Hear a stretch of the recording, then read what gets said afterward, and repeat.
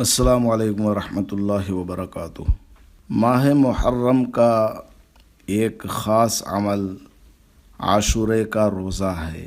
عاشورہ یعنی 10 محرم الحرام کو روزہ رکھنا۔ اس سلسلے میں صحیح بخاری اور صحیح مسلم میں حضرت امی عائشہ رضی اللہ تعالی عنہا سے روایت مروی ہے کہ مکہ میں اسلام آنے سے پہلے سے ہی قریش مکہ عاشورے کا روزہ رکھا کرتے تھے، اور حضور صلی اللہ علیہ وسلم کا معمول تھا کہ قریش مکہ جو بھی اچھا کام کیا کرتے تھے ان سے آپ اتفاق رکھا کرتے تھے اور اس عمل میں آپ شریک ہوا کرتے تھے۔ اور چونکہ قریش مکہ عاشورے کا روزہ رکھا کرتے تھے، اور بعض محدثین نے لکھا ہے کہ حضرت ابراہیم علیہ السلام اور اسی طرح حضرت اسماعیل علیہ السلام ان سے کچھ روایات ان تک غالباً پہنچی ہوں گی اس دن کی فضیلت کے سلسلے میں، اس لیے قریش مکہ روزہ رکھا کرتے تھے۔ بہرحال نبی پاک صلی اللہ علیہ وسلم نے قریش مکہ کو دیکھا کہ وہ لوگ اس دن کا روزہ رکھا کرتے تھے، اور روزہ رکھنا اچھی عبادت ہے، لہٰذا آپ صلی اللہ علیہ وسلم بھی مدینہ کی طرف ہجرت کرنے سے پہلے ہی مکہ مکرمہ میں قریش مکہ کے ساتھ روزہ رکھنے کا اہتمام کیا کرتے تھے، لیکن صحابہ کرام کو حکم نہیں دیتے تھے، بلکہ خود آپ اپنا روزہ رکھ لیا کرتے تھے۔ جب آپ صلی اللہ علیہ وسلم مدینہ طیبہ تشریف لائے، حضرت عبداللہ بن عباس رضی اللہ عنہما سے روایت مروی ہے مسلم شریف میں کہ آپ صلی اللہ علیہ وسلم نے دیکھا مدینہ والوں کو کہ وہ اس دن کا روزہ رکھ رہے ہیں، تو آپ صلی اللہ علیہ وسلم نے پوچھا، کیا تمہارے یہاں یہ دن کوئی خاص اہمیت کا حامل ہے جس کی بنا پر تم لوگ روزہ رکھتے ہو؟ تو انہوں نے جواب دیا کہ آج کے دن ہمارے پیغمبر حضرت موسیٰ علیہ السلام کو اللہ نے فرعون سے اور اس کے لشکر سے نجات دلائی، اور فرعون کو اور اس کے لشکر کو دریا میں ڈبو دیا اور ہلاک کر دیا۔ اس کے شکرانے میں حضرت موسیٰ علیہ السلام نے روزہ رکھا، تو ہم بھی ان کی پیروی اور ان کے اتباع میں اس دن کا روزہ رکھتے ہیں۔ تو آپ صلی اللہ علیہ وسلم نے فرمایا، اچھا ایسی بات ہے، اور ہم تو حضرت موسیٰ علیہ السلام سے زیادہ تعلق رکھنے والے ہیں، ہمارا اور ان کا رشتہ تم سے زیادہ قریب ہے، لہٰذا ہم بھی اس دن کا روزہ رکھیں گے۔ یہ کہہ کر آپ صلی اللہ علیہ وسلم نے صحابہ کرام کو حکم دیا کہ تم لوگ اس دن کا روزہ رکھ لیا کرو، اور حضور صلی اللہ علیہ وسلم کا تو پہلے سے ہی معمول چلا آ رہا تھا، مکہ مکرمہ میں بھی آپ اس دن کا روزہ قریش مکہ کے ساتھ رکھا کرتے تھے۔ جب آپ صلی اللہ علیہ وسلم نے صحابہ کرام کو حکم دیا کہ تم لوگ اس دن کا روزہ رکھو، تو صحابہ کے دل میں ایک اشکال پیدا ہوا، تو عرض کر دیا، یا رسول اللہ، اس دن تو یہودی بھی روزہ رکھتے ہیں، ہم بھی روزہ رکھیں گے تو اشتراک ہو جائے گا، مشابہت ہو جائے گی۔ تو آپ صلی اللہ علیہ وسلم نے ارشاد فرمایا کہ انشاءاللہ جب اگلا سال آئے گا تو ہم 9 تاریخ کو روزہ رکھیں گے۔ آگے حضرت عبداللہ بن عباس رضی اللہ عنہما فرماتے ہیں کہ اگلا سال یعنی ماہ محرم آنے سے پہلے ہی ہمارے آقا صلی اللہ علیہ وسلم دنیا سے پردہ فرما کر چلے گئے، اس لیے اس نئے فیصلے پر عمل نہیں ہو سکا۔ حضور صلی اللہ علیہ وسلم کی حیات طیبہ میں اس پر عمل نہیں ہو پایا۔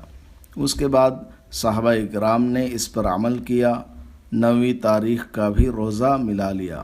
اس حدیث میں اللہ کے نبی علیہ السلام نے جو ارشاد فرمایا کہ اگلا سال آئے گا تو ہم 9 کو روزہ رکھیں گے، اس کے 2 مطلب محدثین کرام نے بیان کیے ہیں۔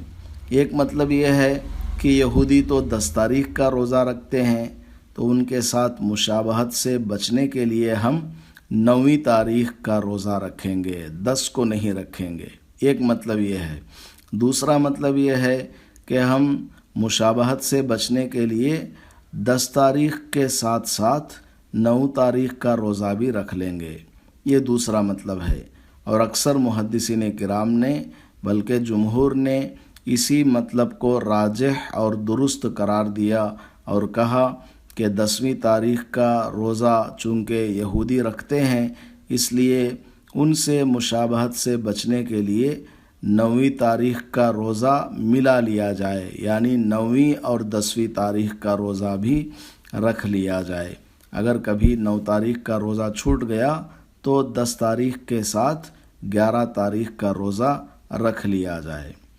لیکن یہ سلسلہ زیادہ دن تک چل نہیں سکا، کیونکہ یہودی اپنے مذہبی اعمال پر باقی نہیں رہے، اور ان لوگوں نے نہ تو قمری تاریخ، چاند کی تاریخ کا حساب و کتاب کو باقی رکھا، اور اپنے دین پر ان لوگوں نے عمل کرنا چھوڑ دیا، لہٰذا یوم عاشوراء کا روزہ رکھنا بھی اب ان کے یہاں نہیں رہا۔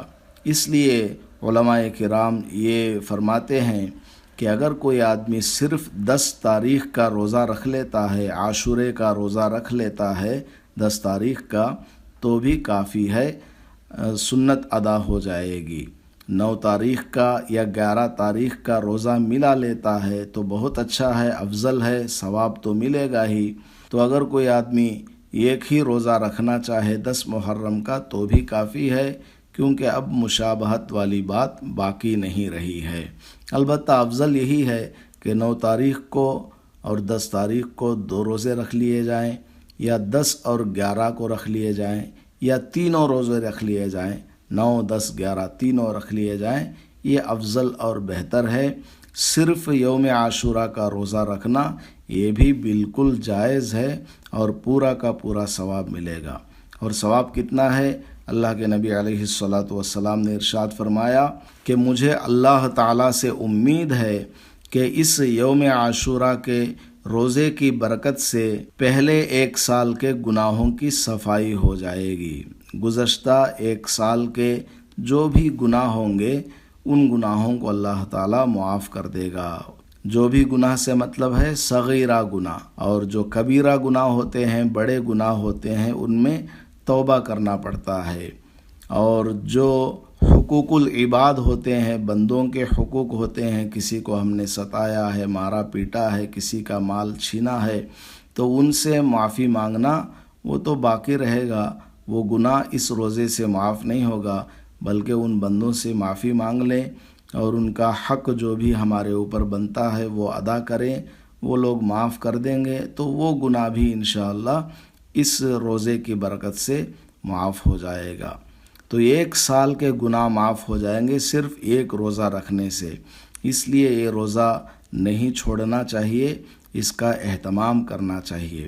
اللہ کے نبی علیہ الصلاۃ والسلام کا عمل احادیث میں مذکور ہے کہ یوم عاشوراء کو فجر کے بعد آپ صلی اللہ علیہ وسلم مدینہ طیبہ کی گلیوں میں جہاں انصار رہا کرتے تھے، انصار مدینہ، ان کے پاس تشریف لے جاتے اور اعلان فرماتے کہ اگر کسی نے ابھی تک کچھ نہ کھایا ہو، نہ پیا ہو، تو وہ پورا دن وہ بھوکا رہے، یعنی روزہ رکھے عاشورے کا۔ اگر کسی نے کھا بھی لیا ہو تو شام تک وہ بھوکا رہے، کچھ نہ کھائے۔ اس قدر اہتمام کے ساتھ آپ لوگوں کو حکم فرمایا کرتے تھے مدینہ میں۔ تو اس سے علماء کرام نے فرمایا ہے کہ یوم عاشوراء کا روزہ رمضان سے پہلے، رمضان کے روزے فرض ہونے سے پہلے یوم عاشوراء کا روزہ فرض تھا۔ جب رمضان کے روزے فرض ہوئے تو عاشوراء کا روزہ فرض نہیں رہا، تو 1 سال کے گناہ معاف ہو جائیں گے صرف ایک روزہ رکھنے سے۔ اس لیے اس روزے کا اہتمام کرنا چاہیے، کیونکہ اس پر آپ صلی اللہ علیہ وسلم نے مداومت فرمائی ہے، پابندی کے ساتھ آپ نے اس روزے کو رکھا ہے۔ مکہ مکرمہ میں اور مدینہ میں جب آپ تشریف لائے تو صحابہ کرام کو باضابطہ اس روزے کو رکھنے کا حکم فرمایا ہے۔ بہت بڑا ثواب کا یہ عمل ہے، خود بھی رکھیں اور اپنے گھر والوں کو بھی رکھوائیں۔ اللہ پاک ہم سب کو عمل کی توفیق نصیب فرمائے، آمین۔ وآخر دعوانا ان الحمد للہ رب العالمین۔